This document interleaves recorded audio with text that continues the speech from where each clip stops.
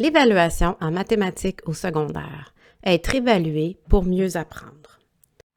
Cette capsule a pour intention de permettre aux équipes écoles de classe ordinaire, d'adaptation scolaire et d'accueil de développer une compréhension commune des cadres d'évaluation en mathématiques. Nous vous suggérons d'avoir en main le cadre d'évaluation des apprentissages pour vous permettre de bien suivre la présentation. Le cadre d'évaluation est disponible à l'adresse indiquée dans le bas de l'écran sous l'onglet « Réseau scolaire enseignant ». Nous avons 3 documents prescrits officiels au secondaire, les cadres d'évaluation des apprentissages, la progression des apprentissages, ainsi que le programme du premier et deuxième cycle du secondaire. Lien entre le cadre d'évaluation, le programme et la progression des apprentissages. Pour chaque discipline, le cadre d'évaluation définit les critères sur lesquels les résultats des élèves doivent s'appuyer. Ces critères d'évaluation découlent directement de ceux du programme de formation. Il est conçu de façon à établir des liens directs avec les documents sur la progression des apprentissages qui fournissent des précisions sur les connaissances propres à chaque discipline du programme. En mathématiques, notre programme est composé de 3 compétences. La première compétence réfère à l'aptitude à résoudre des situations problèmes. La seconde touche le raisonnement mathématique qui suppose l'appropriation de concepts et de processus propres à la discipline.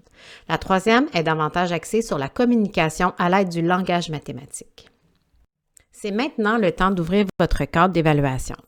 À la suite des nouvelles orientations en évaluation annoncées par le ministère de l'Éducation, le régime pédagogique a été modifié le 1er juillet 2011. L'évaluation s'appuie donc sur le cadre d'évaluation des apprentissages. Ce qu'on y retrouve dans le cadre, les liens directs avec la progression des apprentissages, la place des connaissances dans l'évaluation, les critères d'évaluation pour les 3 compétences et la pondération permettant de constituer les résultats disciplinaires à chaque étape.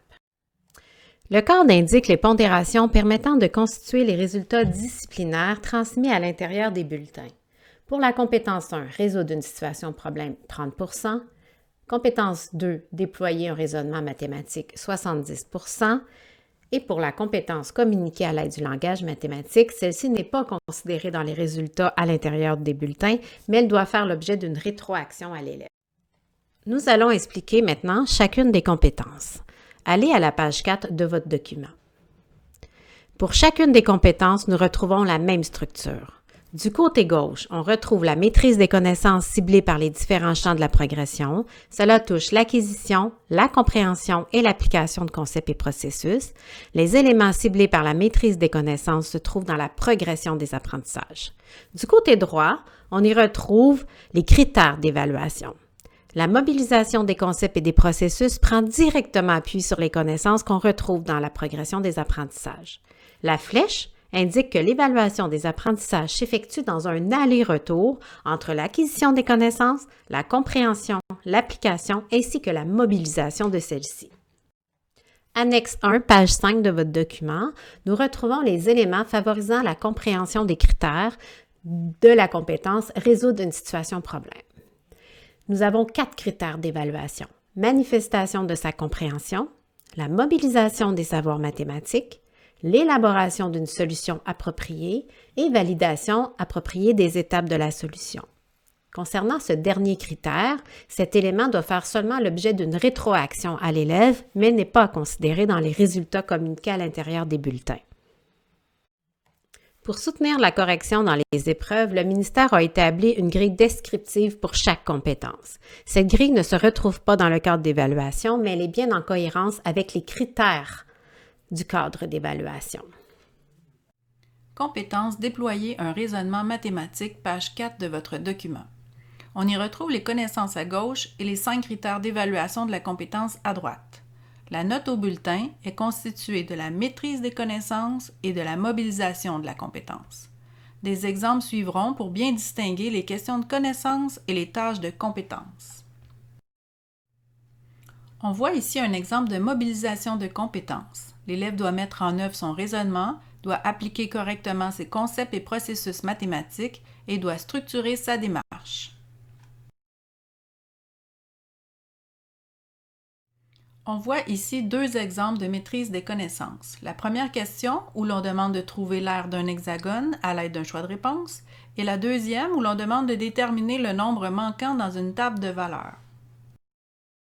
Annexe 2, page 6 de votre document. Nous retrouvons les éléments favorisant la compréhension des critères de la compétence déployer un raisonnement mathématique.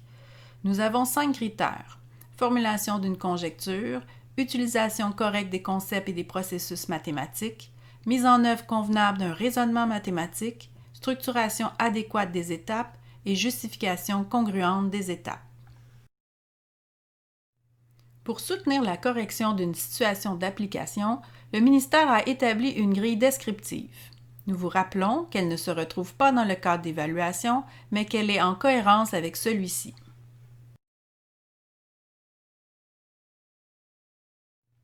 Compétences communiquées à l'aide du langage mathématique, page 5 de votre document.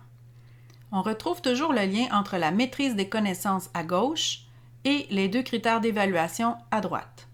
On se rappellera que cette compétence ne doit pas être considérée dans les résultats communiqués à l'intérieur des bulletins, mais elle doit faire l'objet d'une rétroaction à l'élève.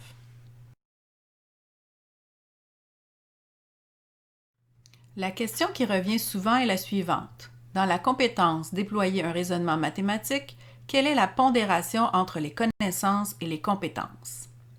La réponse à cette question est qu'il n'y a rien de prescriptif. Par contre, le ministère, dans ses épreuves uniques, donne un poids de 40% aux connaissances et 60% aux compétences. Il serait donc important de se rapprocher de cette pondération durant l'année. Nous vous rappelons que toutes les ressources en lien avec les documents officiels du ministère sont sur notre site Internet. Vous y trouverez également une panoplie de ressources et des liens vers des sites et des applications concernant l'enseignement et l'apprentissage de la mathématique. Finalement, si vous avez d'autres questions, n'hésitez pas à communiquer avec nous.